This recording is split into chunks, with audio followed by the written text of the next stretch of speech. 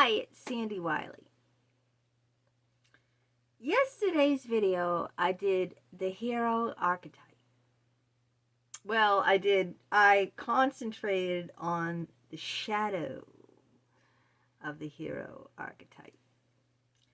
Now, one of my subscribers said to me, did you know there are 12 archetypes that Carl Jung has? And they also suggested, since yesterday I did the hero, can you do all 12? And I thought, you know, I'm always looking for videos to do, right? On Carl Jung. And so I Googled, and sure enough, I found out all 12 archetypes. I'm going to list them now for you. And I'm going to do all 12, okay? What I'm going to do is devote a video for each archetype.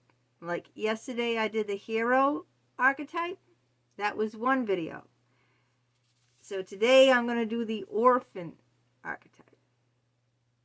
That's going to be today's video. I'm not doing them in order because I didn't start out in order, because the orphan one, ironically, is the last one. The first one is the sage. The second one is the innocent. The third one is the explorer. The fourth one, archetype of Jung's, is the ruler. The fifth one is the creator. The sixth one is the caretaker. The seventh one is the magician. The eighth one is the hero, which is the one I did yesterday. That's number 8. The ninth one is the rebel, James Dean. And the 10th one is the lover. The 11th one is the gesture. And the 12th and last one is the orphan. And that's what I'm going to do today. I'm going to do the orphan one. Now Jung's orphan archetype is known as every man's archetype. This archetype is a transitional archetype that sits in an individual's journey from the innocent archetype to the hero or warrior archetype. This archetype sees all humans as equal. And early in life is marked by trauma and disappointments. But the trauma and disappointments, this motivates the archetype to bring balance and connection into the world. Orphan archetypes seek to regain comfort they had in the womb and safety in the arms of the parents. You know, just think about it. What is an orphan? An orphan is a child, or an adult really, that doesn't have parents, that has no mother or no father. Now, I became an orphan when I was 38 years old. When I was 38, I was one of the few people I knew that neither had a mother or a father, because both of my parents died back to back. They both died in the house, in my old childhood home. My father died, collapsed on the kitchen floor. He had liver cancer. My mother had congestive heart failure, and she collapsed in the living room within 3 months apart from each other. My father was 71, and my mother was 74, and I was 38 when they both died. Now, all the friends I knew, everyone I knew either had both of their parents at that age, or they had at least one parent. You know, I was the only one that I knew out of all my in-laws, out of my friends, everyone. My friends' husbands, everyone had at least one parent.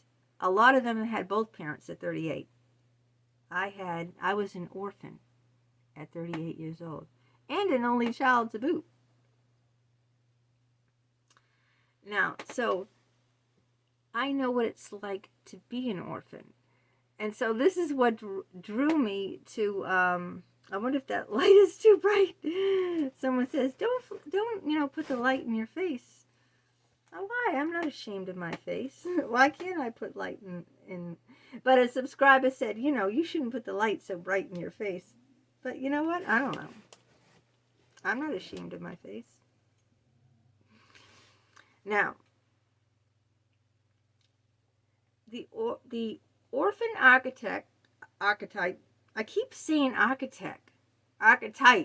Sorry about that. It's just like I say architect. It's archetype. Seeks to regain comfort. I said that from, they want to be, comforted. Because, why? Because think about an orphan who lost both the parents, They seek comfort in the world. Now, a good example of this is Simba in The Lion King. How many people have seen The Lion King? Huh?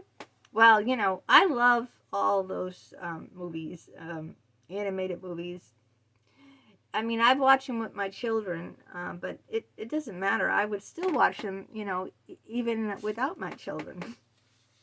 And I also, what's interesting, though, about this is that I took my son Austin to see the live version of The Lion King in the theater in Boston. I forget which theater it was playing at. But we took him to see The Lion King live in theater, and that was so exciting. I'm getting off track now. But, of course, I loved the movie, too. And we saw that with him as well as the live version in Boston. Now, in the movie, The Lion King, Simba, the little baby lion that you see held up, right, in the beginning of the movie, if you remember, is left to fend for himself after the death of his father. And all the other animals were positive influences all around him, except the nasty Scar. Remember Scar? Was that his uncle? I think it was his uncle. But they helped him develop into a positive ruler because he had so many positive animals around him.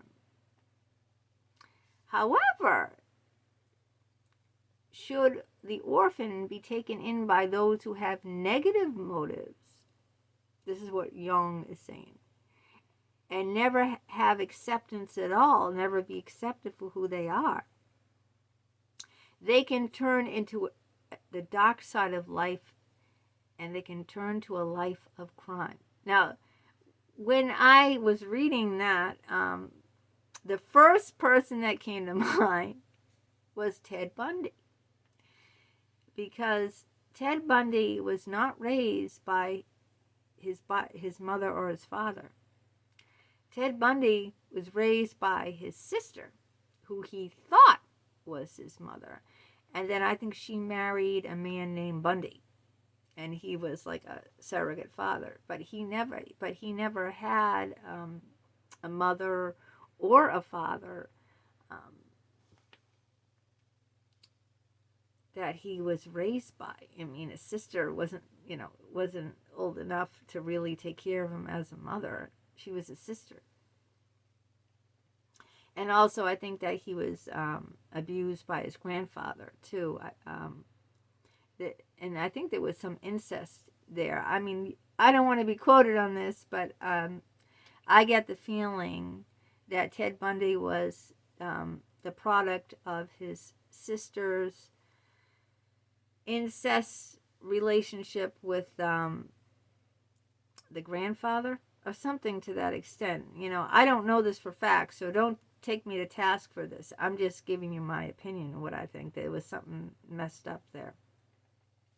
So, but that's what Jung is saying, that if that happens, then the orphan will turn to the dark side, the shadow side, and to a life of crime. And you see this, if you don't have healthy parents, a healthy upbringing, the more, trauma in the orphan's life, not having been raised by loving parents, then you will see these children grow up and into adults that have a life of crime. Because you can't tell me, looking at like any of these people, Jeffrey Dahmer, I don't know his background because I didn't really care to get into it. But there has to be something that went on in his childhood, some major trauma, because I don't believe, unless someone has a medical condition like schizophrenia that's inherited, or like severe brain damage, unless it's a medical condition, a mental illness that, is inherited, that you have, that a child raised in a healthy environment who is accepted for himself and loved for himself grows up to be a serial killer. I just don't believe it.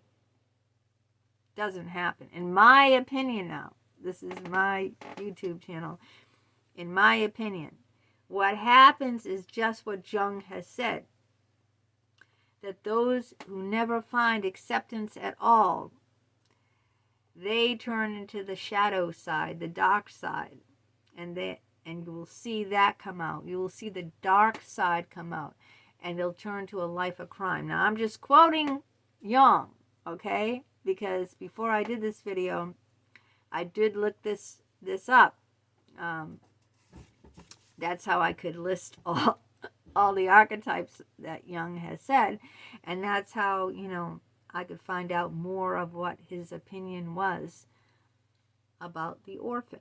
It's amazing how he came up with these 12, because I looked these up because, like I said, a subscriber said that, there was 12 of them, and I only touched on the hero. So I wanted to do the orphan. If we live long enough, we're all going to be orphans. Some of us are orphans a lot, younger than others. I mean, they've had studies about orphans in institutions. They're really good if you look up those videos, because they say those orphans that are in institutions who are in cribs all day and never, never talked to, never cuddled, just left to their own defenses, and,